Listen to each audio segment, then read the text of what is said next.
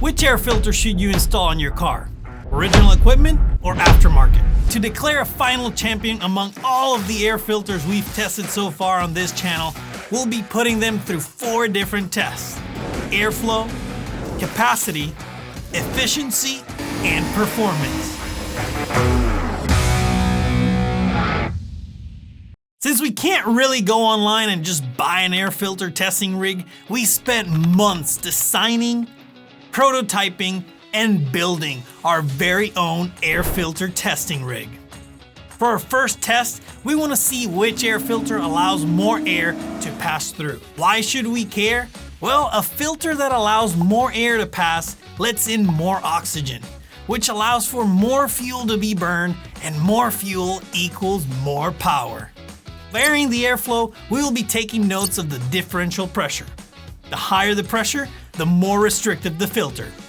For our first contender, we have our original air filter from Nissan with a price of $15.97. Although red, this filter is not oiled. It has a plastic enclosure and it's made in Mexico. The Nissan puts in some decent numbers from 0.1 to 0.48. Watch out for some scammy behavior from dealerships, or what I like to call them, stealerships. Pay attention to what you order and what they actually give you. We recently ordered the following part number, and without any notification, they took it upon themselves to give us a cheaper part they deemed to be superior. And no, they did not offer the difference in price back. Let us know if you've had a similar experience with the dealership in the comments down below. For our next contender, we have the Denso filter with a price of $13.04. Denso is known for being Toyota's original equipment manufacturer for many different parts.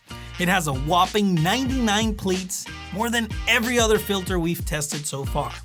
It appears to be very well made with a plastic enclosure. Made in China. The Denso comes in with 0.07 to 0.15 of differential pressure. Next up, we have Mahle with a price of $18.39. Mahle is known to be one of BMW's OEM suppliers. From the initial looks, Mahle looks to have the best workmanship of all the other filters we've tested.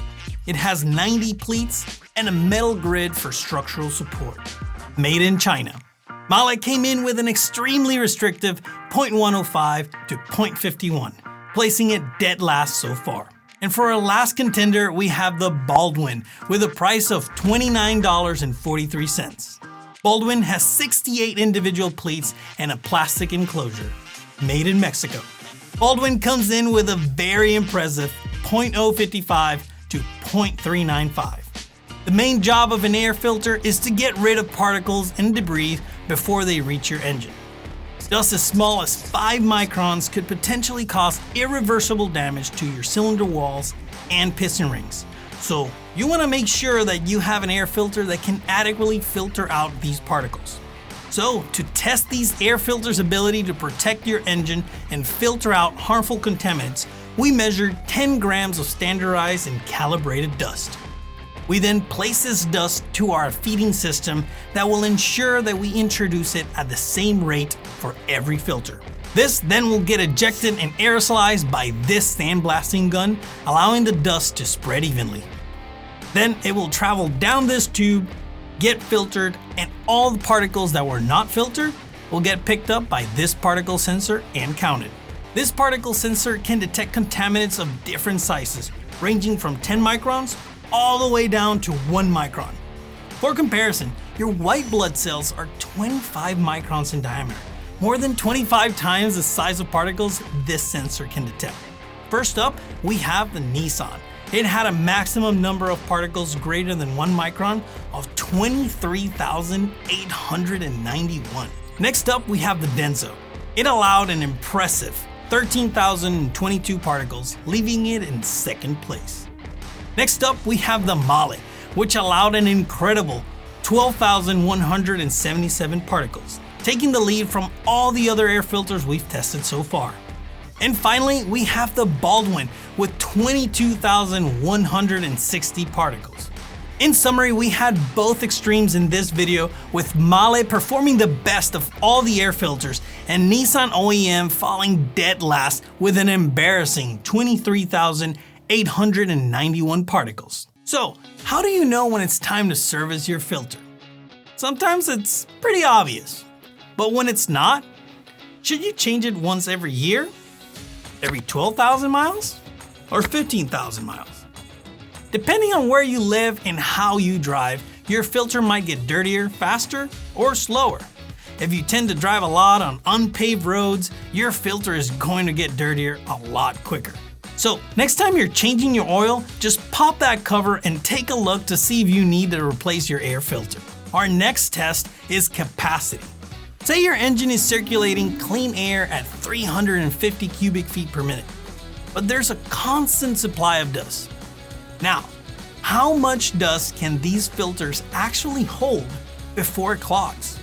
Because when it drops below 200 cubic feet per minute, it will be too restrictive for the engine. With a rate of 5 grams of dust every 30 seconds, the Nissan OEM absolutely crushes the competition with an impressive 125 grams of dust capacity before reaching 300 CFM and 165 grams before it drops below 200 CFM. To compare this to our previous contenders, this doesn't even come close.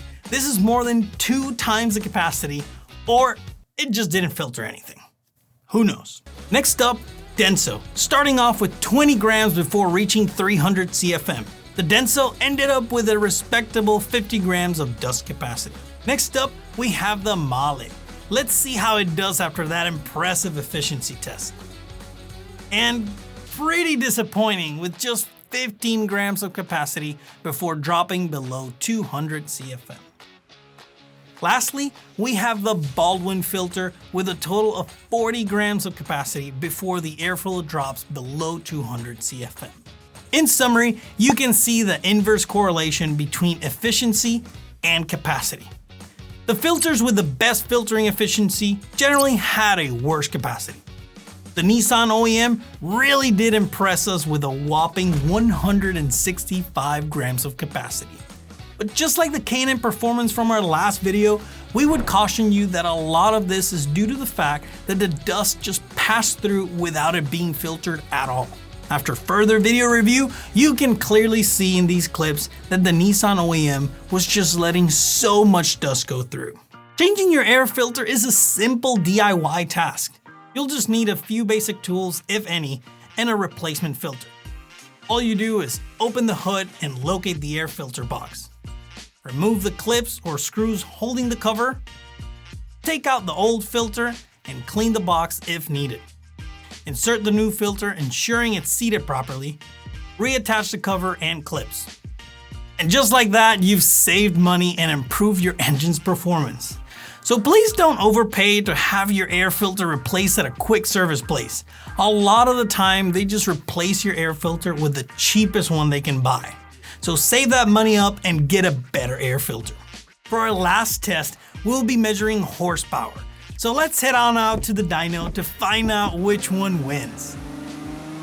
With each filter, we will be doing 3 dyno pulls and we'll be comparing the best run of each filter. We'll be utilizing the Purelator 1 from our last video as a baseline. And that one came out with 213.73 horsepower. For the Nissan OEM, its best run was slightly better than the Purelator with 213.87 horsepower. Next up, the Denso. It came in with its best run of 213.6, almost tying our baseline filter. Next up, we have the Mahle with 213.8 horsepower, and we were very impressed considering it was quite restrictive in our airflow test. Finally, we have the Baldwin with an incredible max horsepower of 217.2, an impressive 3.5 horsepower increase from our baseline. As you can see, the Baldwin dominated in this test, and the Nissan OEM came in second. The Mahle and Denso performed close to the baseline. When comparing the airflow test results with the performance results, you can see the correlation that generally, the more air, the more power your engine can generate. So in conclusion, are aftermarket air filters better than OEM ones? Well, in our opinion, they are. You see, each brand makes their filter depending on the car they go into. So for an Infiniti G35, which is catered more to performance, they went with a filter that allowed more air and enhanced performance, although slightly. On the other hand, Denso, quote-unquote, Toyota caters more for engine reliability. Thus, they made a filter that has better filtering performance. Aftermarket air filters can cater to whatever you desire. So if you want more performance, go with an K&N Performance. If you want better filtration, go with Beck & Arnley. But if you're looking for a good balance, you can go with any of these right here. If you're wondering which performance air filter is the best, make sure to go check out this video right here. As always, links are down below in the description. Thanks for watching and catch you on the next one.